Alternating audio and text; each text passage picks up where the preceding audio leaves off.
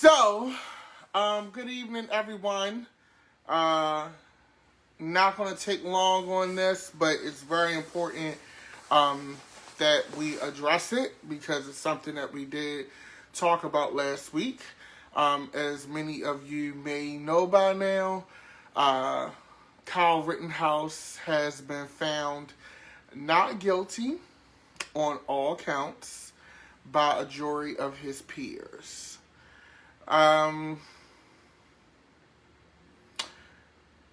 I stated last week when we talked about the case, that's not a surprise.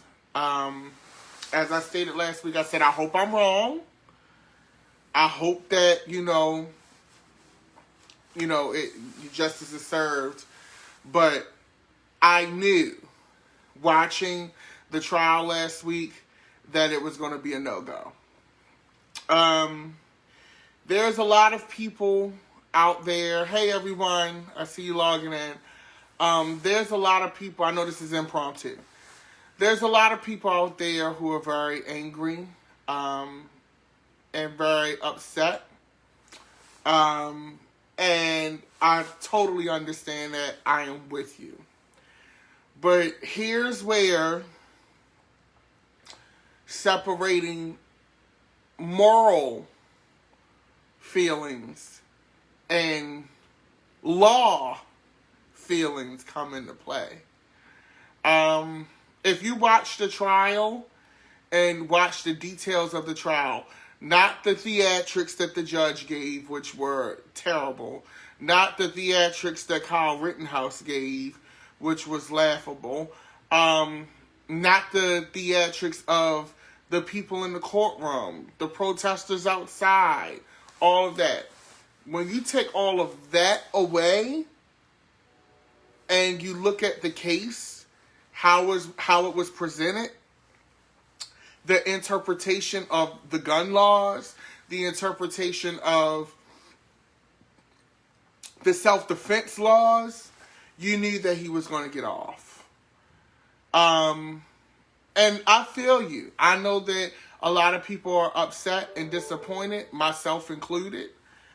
This is not the outcome that I thought was optimal. But one thing's for sure, two things for certain. I knew that this was going to happen. And here's the thing. When we look at this case, we're looking at, oh my God, this kid is an idiot. Which he is. Kid's an idiot. But he's not that dumb. Because looking at the testimonies, looking at the way that he testified, looking at the way that he followed directions in the case, he wasn't that stupid. He was very smart. So there's this story, well, this opinion going around that, if he was on trial for being an idiot, that's a different story. No, he's not an idiot at all. Do I think that the judge acted appropriately or with the best, level of professionalism? Absolutely not. And I'm going to stand by that. I don't think the judge acted that way. Did the defense do their job? Absolutely. Absolutely. But one thing I noticed,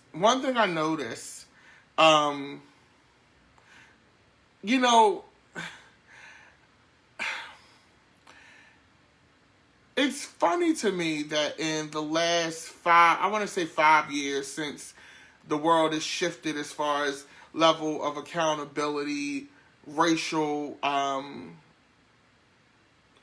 accountability, equality, things like that.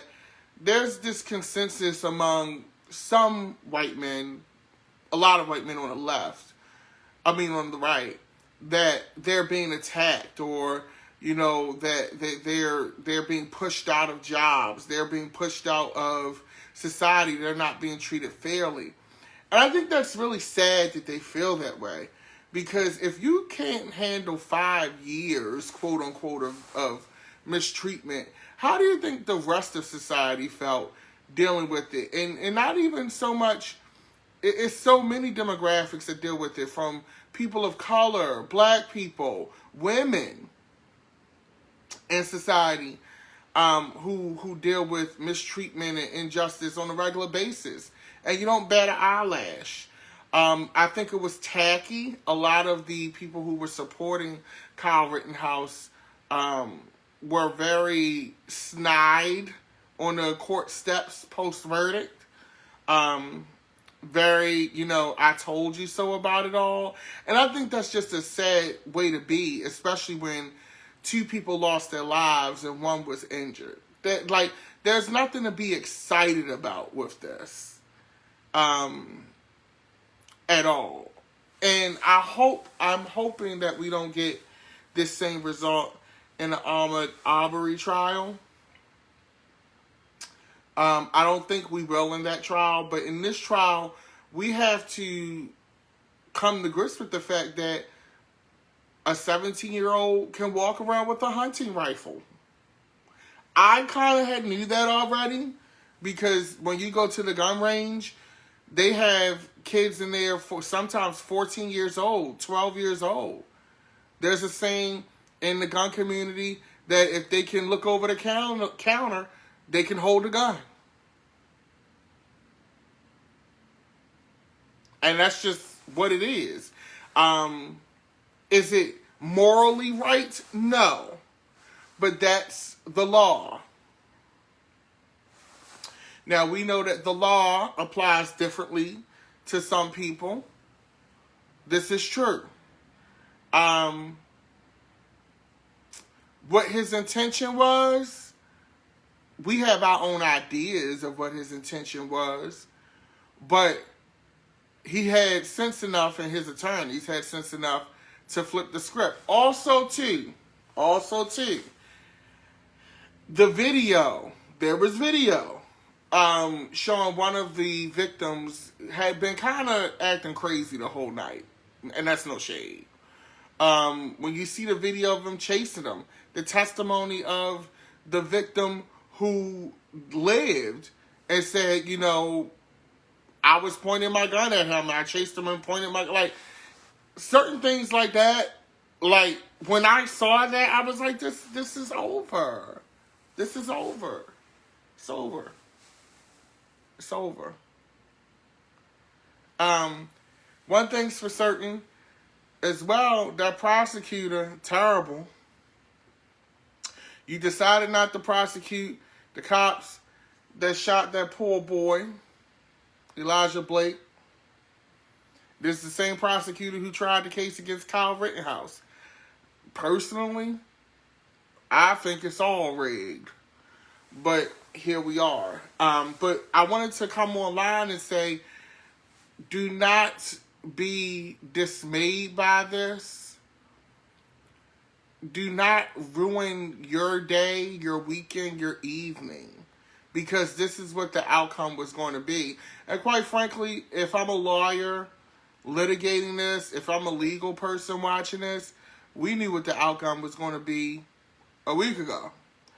The next step would be to maybe look into seeing how that judge can be reprimanded and take a look into his career, because the way that he acted to me was very unprofessional.